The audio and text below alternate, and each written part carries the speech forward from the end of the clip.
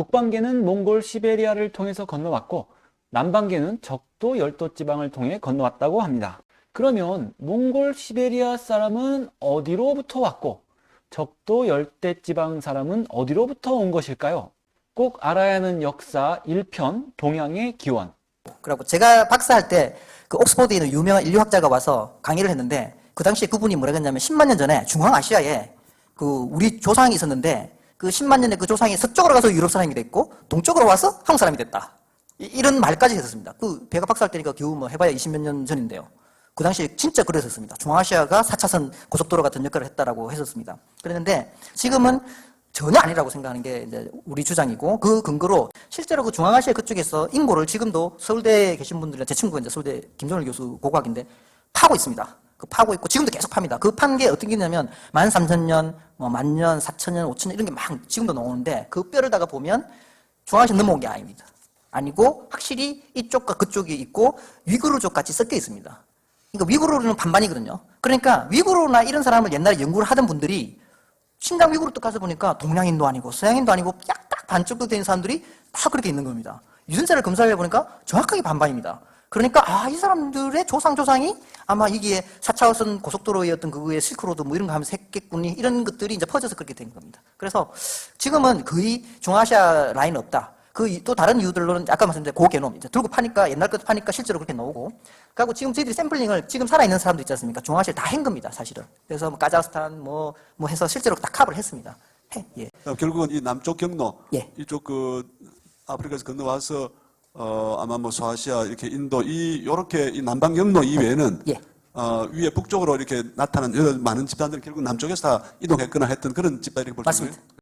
지금은 그래서 남해안 고속도로밖에 없습니다. 2009년에 네이처지에 논문을 낸 박종화 교수의 2018년도 강연이었습니다. 이분이 20년 전에 들었다는 이야기는 다음과 같습니다. 1992년 에모리 대학과 스탠포드 대학에서 미토콘드리아 분자식에 의한 현 인류의 생성 및 이동에 대한 연구라는 글인데요. 최초에 아프리카에서 기원해서 홍해를 건너 아시아 대륙을 따라 동북진을 계속하다가 남으로는 히말라야, 북으로는 천산 알타이 바이칼호 일대에서 멈추게 된 것을 나타낸다라고 합니다. 이란 지역을 지나면 힌두쿠시 산맥이 나와서 남북으로 갈라졌다는 얘기 같습니다. 여기서 이상한 점은 산맥을 잘 넘지 못한다고 되어 있는데 알타이 산맥은 또 넘어서 바이칼까지 갔다고 되어 있고요. 남쪽으로 히말라야 산맥에 막혔다라고 되어 있는데 히말라야 산맥 밑으로 얼마든지 길이 있거든요. 이 자체 글만으로도 좀 이상하지 않나 생각이 듭니다. 파미르 바이칼 이동 모델은 이런 문제점을 가지고 있습니다. 7만 년 전에서 5만 년 전에 이동을 했다고 했는데 11만 년 전부터 만여년 전까지는 제4 빙하기였습니다. 빙하시대였다는 얘기죠. 히말라야 산맥 북쪽으로는 빙하지대였다고 추정을 하고 있습니다. 빙하 지역에 사람이 살지 않았냐? 그거는 물론 아닙니다. 하지만 많은 사람들이 살 수 있었을까에 대해서는 의구심을 갖게 된다는 거죠. 동굴에 사는 구석기인들은 아주 적은 숫자라는 겁니다. 적은 숫자가 이동했을 수도 있지만 다수의 이동은 어려웠다고 보는 게 맞습니다. 파미르 바이칼 이동 모델의 근거로 신장 위구르 지역에서 중앙아시안의 유골이 발견된다.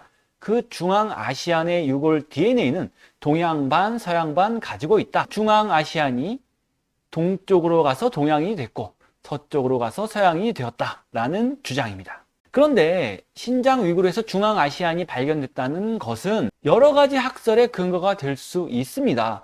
물론 방금 얘기한 중앙아시아에서 동양과 서양으로 이동해서 분화했다는 것도 가능하고요. 동양에서 중앙아시아로 이동해서 반 정도 변형이 되고 서양으로 가서 서양화되었다라는 것도 가능하고 반대로 서양인들이 중앙아시아로 와서 반 정도 변화가 되고 동양으로 가서 동양인으로 변화가 되었다라는 주장도 가능합니다. 신장 위구르에서 중앙아시아인이 발견됐다는 자체만으로 1번으로 단정을 짓는 것은 문제가 있고 전혀 근거가 없습니다. 이런 주장은 서양 제국주의를 바탕으로 그냥 임으로 정한 걸로 봐야 됩니다. 동양에서 서양이 나왔을 리 있겠어? 라는 서양 제국주의의 바탕을 했다는 거죠. 2009년 이후로 많은 분들이 알고 계신 내용인데요.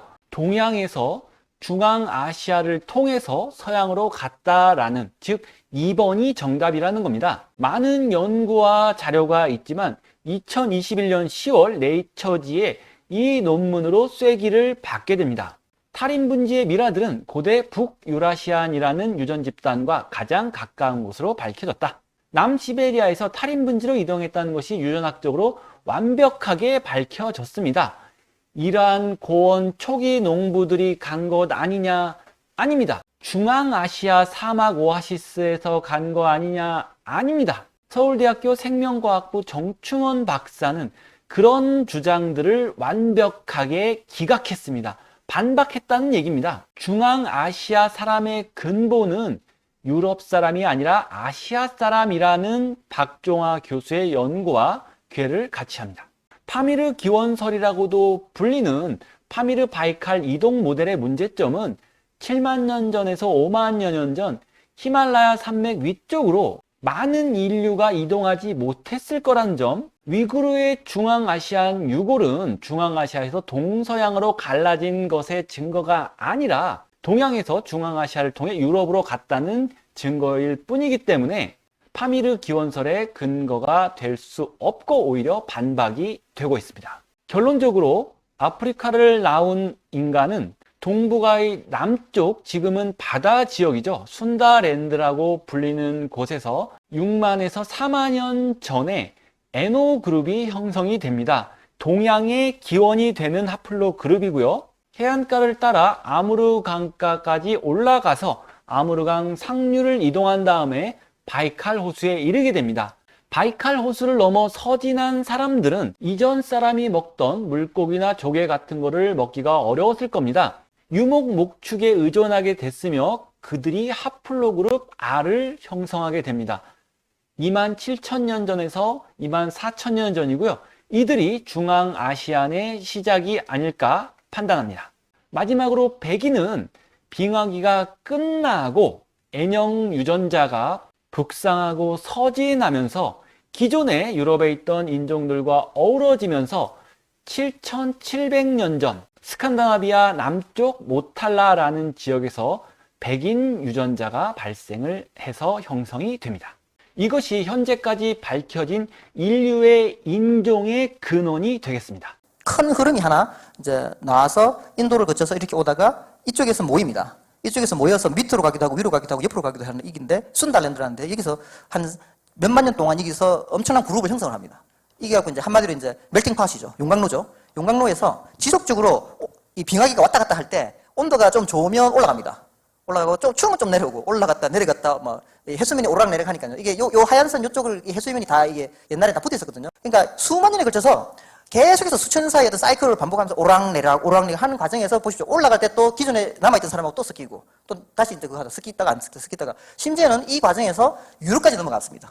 그래서 이제 우리나라 사람들은 아직까지도 서양 사람들이 주로 인구를 하다 보니까 서구 사람들이 이런 거 인정하기 싫어합니다. 싫어하는데 사실은 이미 몇만 년 전에 한국 쪽, 동아시아 쪽 사람들이 유럽을 넘어가서 저 에스토니아, 뭐 핀란드 이런 데까지 다 사실 다 넘어가서 이제 고고학적으로 캐면 그 당시 사람들, 페르시아까지도 3,500년 전에 이제 미를 캐보니까 동양이 꽤 나옵니다.